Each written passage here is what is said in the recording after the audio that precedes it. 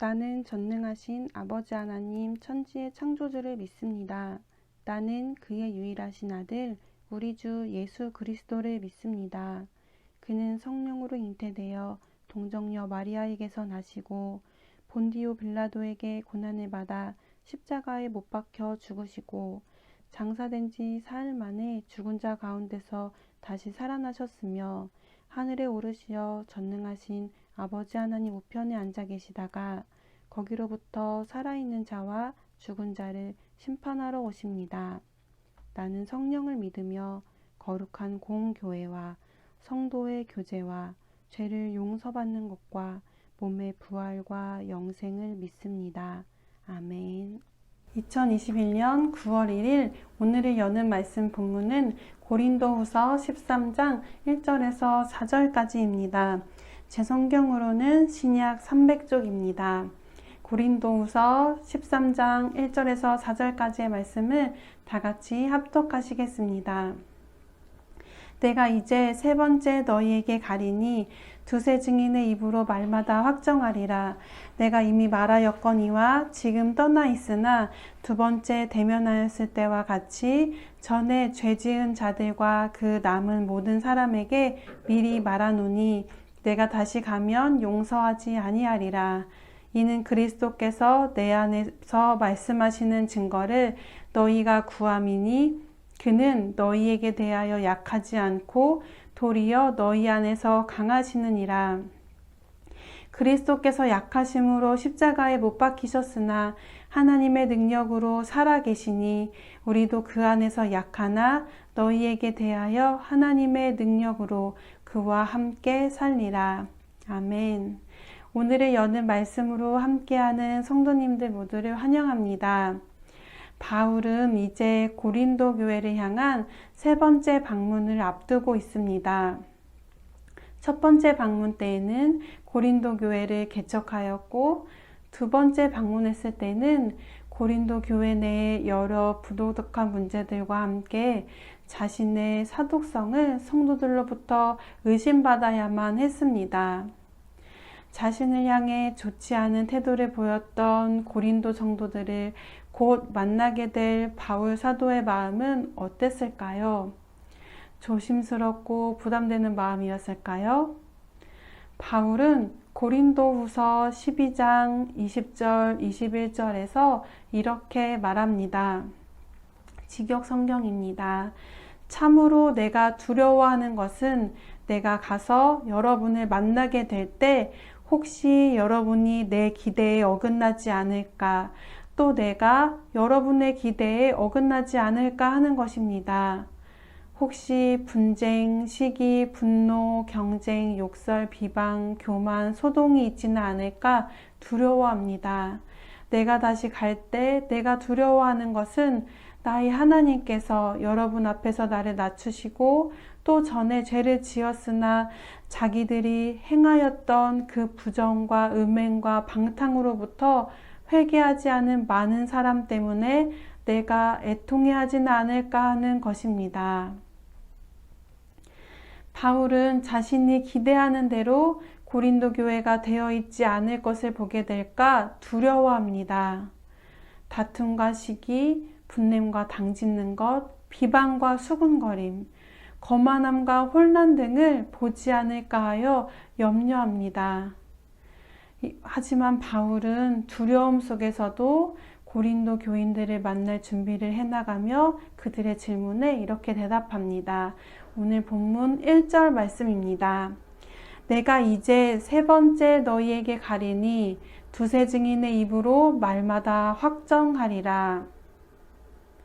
바울은 고린도 교회 안에 우상신전을 드나들며 죄악을 저지르는 성도들이 있음을 알고 있었습니다. 그리고 그들을 향해 교회가 그 일에 대해 처리해야 한다고 말했습니다. 바울은 자신이 세 번째로 고린도 교회를 방문했을 때 이와 같은 악에 대하여 한 증인으로만 할 것이 아니라 두세 명의 증인으로 그 사건에 대해 확정하겠다고 말합니다. 이것은 구약 신명기에 나온 율법에서부터 나온 관습이었습니다. 신명기 19장 15절입니다. 사람의 모든 악에 관하여 또한 모든 죄에 관하여는 한 증인으로만 정할 것이 아니요 두 증인의 입으로나 또는 세 증인의 입으로 그 사건을 확정할 것이며, 바울은 두 증인의 입으로나 세 증인의 입으로 그 악한 죄에 대하여 확정할 것이며, 죄가 드러난 성도들은 공동체에 들어오지 못하게 하는 등의 결단을 하려고 합니다. 2절에서는 바울의 이 같은 의지가 좀 더 강하게 드러납니다. 내가 이미 말하였거니와 지금 떠나 있으나 두 번째 대면하였을 때와 같이 전에 죄 지은 자들과 그 남은 모든 사람에게 미리 말하노니 내가 다시 가면 용서하지 아니하리라. 바울의 경고는 전에 죄를 지었던 사람들, 교회 안에서 음란과 우상신전 숭배에 빠져있던 사람들을 향해 있습니다. 또한 그들에 대해 교회 내에서 죄의 문제를 처리하지 않고 암묵적으로 편을 들기까지 했던 남은 모든 사람들을 향해 있습니다. 바울은 죄를 지었던 자나 여전히 죄의 문제를 두었던 나머지 사람들에 대해 관대히 다루지 않겠다고 말합니다. 바울은 왜 이렇게 강한 어투로 말하는 것일까요? 바울은 3절에서 그 이유에 대해 말합니다. 이는 그리스도께서 내 안에서 말씀하시는 증거를 너희가 구함이니.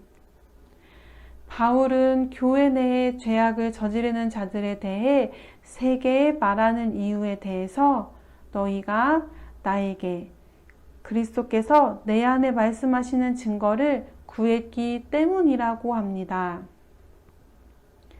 고린도 성도들 중에 어떤 사람은 그리스도께서 바울 안에 말씀하고 계시지 않다고 생각했습니다. 그 이유는 바울이 인간적으로 너무 나약해 보였기 때문입니다. 고린도 내의 죄의 문제에 대해 징계하며 해결할 수도 없을 것이라고 보았습니다. 고린도후서 10장 10절에는 바울을 향한 그들의 생각이 이렇게 나옵니다. 그들의 말이 그의 편지들은 무게가 있고 힘이 있으나 그가 몸으로 대할 때는 악하고 그 말도 시원하지 않다 하니. 바울의 비방자는 바울이 함께 있을 때는 약하고 멀리서 편지 쓸 경우에만 힘이 있고 강하다며 바울을 무시했습니다. 바울은 자신에 대하여 무능하고 약하다고 생각하는 그리스도인들에게 3절 말씀에 이어서 3절 말씀 후반부에서 이렇게 말합니다. 그는 곧 그리스도는 너희에게 대하여 약하지 않고 도리어 너희 안에서 강하시니라. 그리스도는 약하고 힘없고 가장 낮은 자리인 십자가에서 죽임을 당하셨습니다. 십자가에서 죽으신 그리스도는 약한 모습이셨습니다. 하지만 부활하시고 승천하신 그리스도는 하나님의 능력을 통해 살아계시며 고린도 교회 성도들 가운데 거하시는 강하신 분이십니다. 마찬가지로 바울도 그리스도 안에서 자신은 약하지만 고린도 성도들을 향하여 강하다고 4절에서 말합니다. 4절입니다. 그리스도께서 약하심으로 십자가에 못 박히셨으나 하나님의 능력으로 살아계시니 우리도 그 안에서 약하나 너희에게 대하여 하나님의 능력으로 그와 함께 살리라. 바울은 자신이 그리스도 안에서 약하다고 말합니다. 회심하기 이전에 바울은 능력 많고 강했던 사람입니다. 가말리엘의 문화생으로 최고의 학문을 수학하였습니다. 헬레니즘 시대의 번성한 상업도시인 고린도가 중요하게 생각하는 능력을 갖춘 사람이었습니다. 하지만 바울은 자신의 육적인 강함을 자랑하고 내세우기보다 그리스도 안에서 회심한 뒤 겪은 많은 고난과 육적인 가시를 자랑했습니다. 이런 바울의 모습과 사역은 능력을 중시하던 고린도 성도들에게 어떤 모습으로 비춰졌을까요? 바울의 사역은 약함의 사역이었습니다.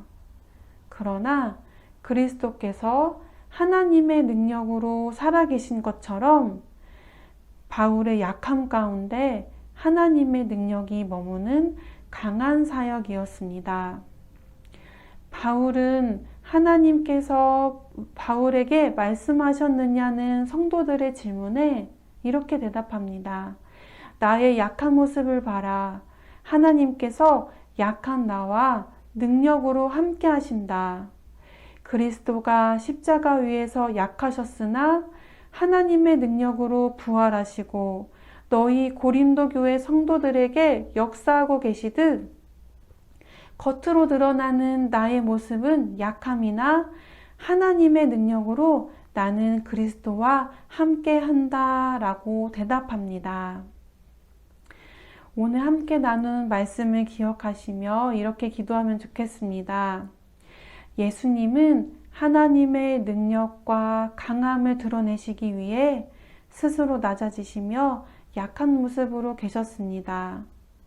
사도 바울 또한 자신이 세운 고린도 교회로부터 받는 온갖 비방과 모욕 속에서도 고린도 성도들을 세우기 위하여 더 낮아지고 약한 자리까지 내려갔습니다. 그리스도 안에서의 약함은 하나님의 능력이 머무는 자리이기 때문에 사도 바울은 약해지는 것, 약함을 두려워하지 않았습니다. 사랑하는 에버더 성도님들과 우리 모두가 약함의 자리에 서는 것을 두려워하지 않게 되기를 원합니다. 종의 자리와 섬김의 자리에 서 있는 우리를 하나님께서 그의 능력으로 덧입혀 주시며 강하게 하실 것을 믿고 오늘도 겉으로 보이는 것에 마음 빼앗기지 않고 그리스도 안의 약함과 하나님의 능력으로 살게 되기를 바라며 기도하시겠습니다. 그리고 가정과 교회와 나라와 세계를 위해서도 기도하시고 특별히 이번 주 토요일에 결혼 예식을 앞두고 있는 박용덕 청년과 양재현 자매를 위해 하나님의 기쁨 되는 가정의 새 출발을 위해서도 함께 기도하신 후 주기도문으로 모든 순서를 마치겠습니다.